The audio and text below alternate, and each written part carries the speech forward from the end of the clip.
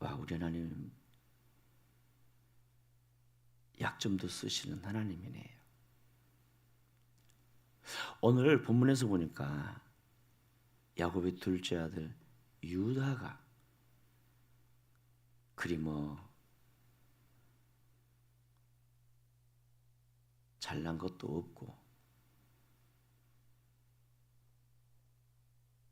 대단한 인물도 아니었지만 그럼에도 하나님이 그를 향해 큰 계획이 있었으니 유다의 씨를 통해서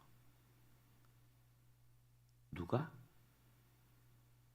메시아 곧 그리스도를 보내시기로 정하셨어요. 계획하셨어요. 자, 그러나 그럼에도 유다는 참 보면 허물과 약점투성입니다. 여기 이 본문에서도 보니까 그가 아내가 죽고 좀 많이 허전해진 것 같습니다. 그래서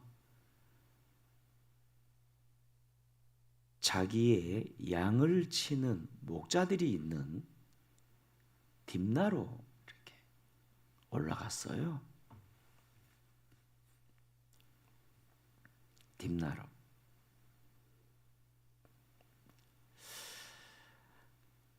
한편 그 딥나에는 누가 있었죠? 자기 셋째 아들이 컸음에도 불구하고 그 셋째 아들 역시 죽을까 봐 며느리 다말을 딥나로 쫓았잖아요. 친정집으로 가라.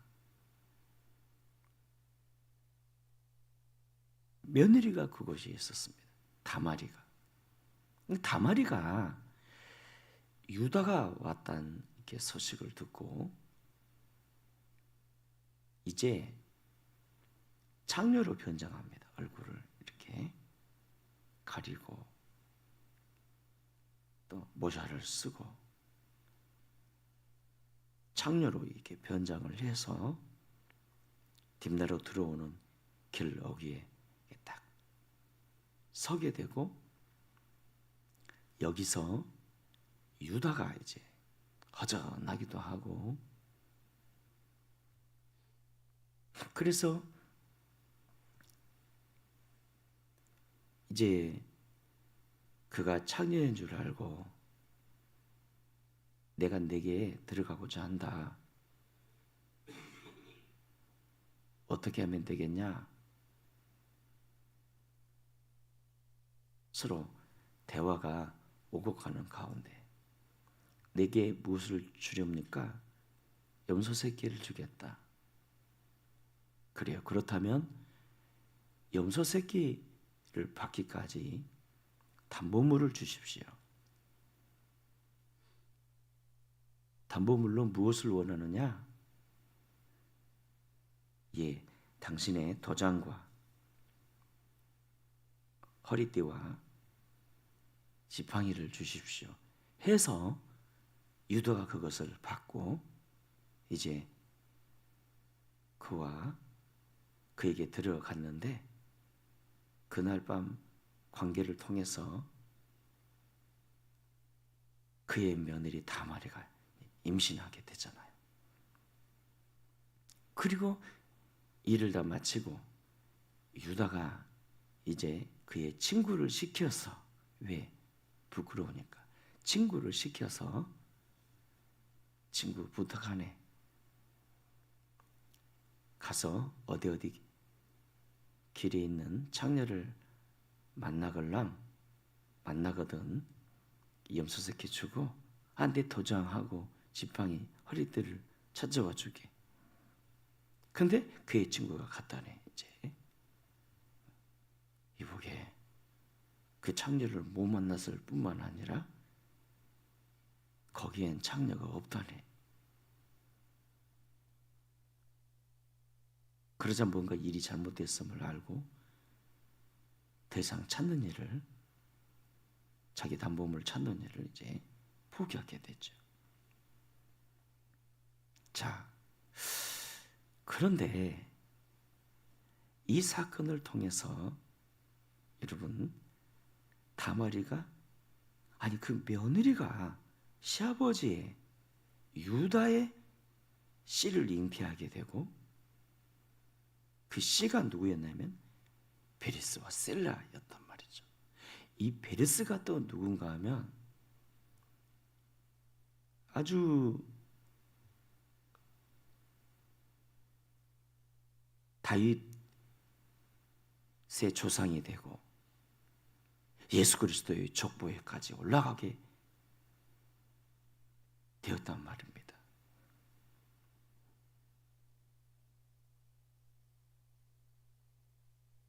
유다, 허물과 약점 투성이인 사람. 그래도 그렇지, 아무리 가계에 대를 잇는 게 중요하다지만, 그래도 어떻게 시아버지와 이 부분에 대해서 여러분, 성경은 아주 리얼하게 그렇게 우리에게 전혀 숨기지 않고 있는 모습 그대로 지금 보여주잖아요. 이랬어 저랬어. 예수님이 그런 가문을 통해서 메시아로 오셨어. 인류의 구원자로 오셨어. 지금 이걸 우리에게 보여주는 거잖아요. 그리고 성경은 그 다말에 대해서 단 한 번도 책망하거나 음란한 여자라 말하지 않고, 이스라엘 여인 중에서 가장 성스러운 여인으로 예수님의 족보에 올라가는 룻과 같은, 룻 기억하시죠? 라합과 같은 너무 아름다운 여인으로 말하고 있거든요.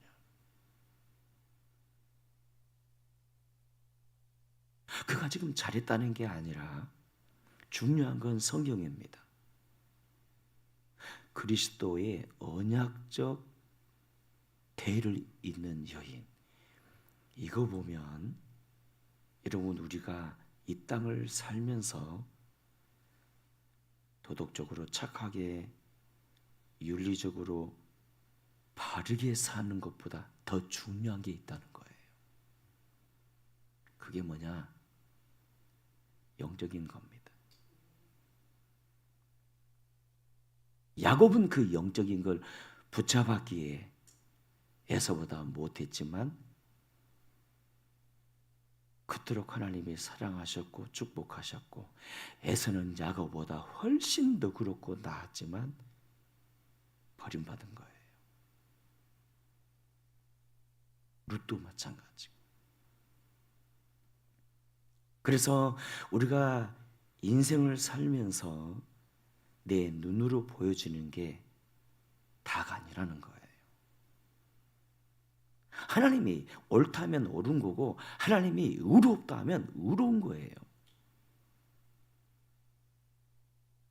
그러나 우리가 본문을 통해서 우리가 기억해야 할 것, 분명 유다는 그를 향해 하나님의 큰 계획이 있음에도 불구하고, 아니 아내 좀 죽었다고 당장 창녀하고 막 이렇게. 자, 이 상황에서 후에 유다가 잘못되었음을 알고 내가 잘못되었다고 이제 고백하게 되지요. 유다라는 사람을 봐보면 이 약점투성이고 허물투성이었음에도 불구하고 중요한 거 이거예요. 자신을 볼 줄 아는 사람이었다는 거예요. 자신의 문제도 볼 줄 알았고 약점도 볼 줄 알았고 회개할 줄 알았던 사람이에요. 그래서 우리가 사랑하는 여러분, 하나님은 약점 있고 부족한 사람을 통해서 큰 일을 펼쳐나가시지만 무조건 약점 있다고 다 쓰신다는 건 아니라는 거예요. 뭔가 자신을 볼 줄 아는 사람, 하나님 앞에서 회개할 줄 아는 사람, 영적인 그것을 붙잡을 줄 아는 사람이잖아요. 오늘 본문을 통해서 주께서 주시고자 한 핵심 메시지가 뭘까? 또 제가 말씀을 묵상하면서 여러 이렇게 어떤 의미들 중에서 딱 하나만 붙잡았습니다. 주님, 본문을 통해서 주님이 주시고자 한 핵심 메시지가 뭡니까? 또 이렇게 물어보면서 우리에게 주시고자 한, 나에게 주시고자 한 핵심 메시지가 뭡니까? 하나님은 약점 있는 우리를 통해서도 당신의 일을 이루신다는 거예요. 즉 쓰레기 통해서도 꽃을 피우시는 하나님, 쓰레기통에서도 꽃을 피우시는 하나님. 유다는 똑같은 쓰레기였지만 자신이 쓰레기라는 걸 알았고 그의 형 루벤은 그걸 몰랐어요.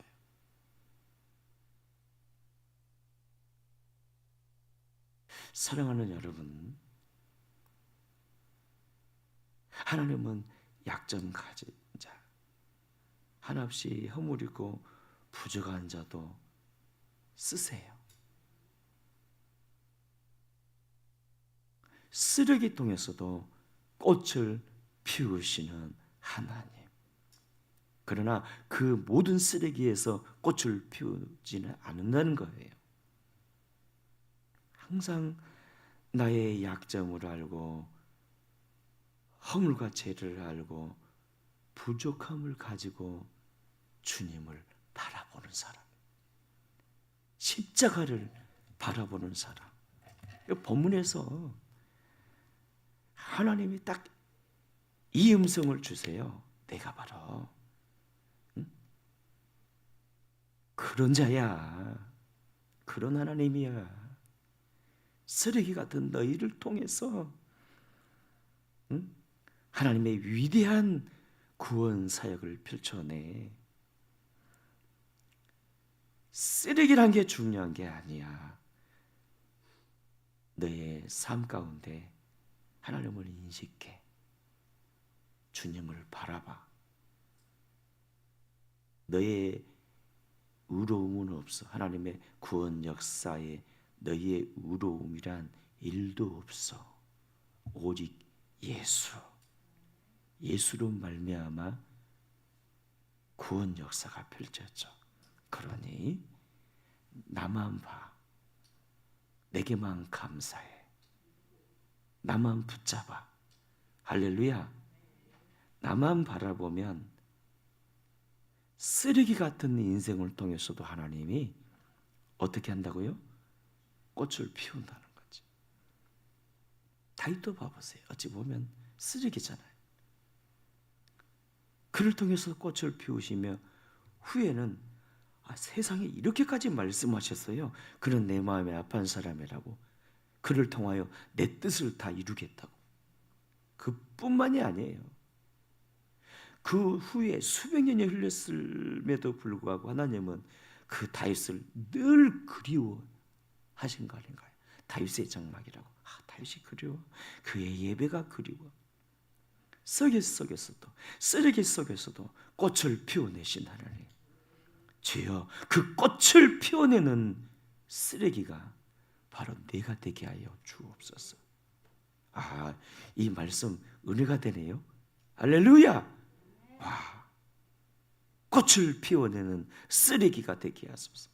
오늘 우리 합심해서 통성으로 기도하실 때, 주님, 하나님 나라의 꽃을 피워내는 쓰레기가 되게 하소서. 주여, 주여, 나를 써주소서. 하나님 나라의 이 구원 역사에 내 의는, 내 공로는 아무것도 없습니다. 주님만 바라보고 붙잡는 자 되게 하여 주옵소서.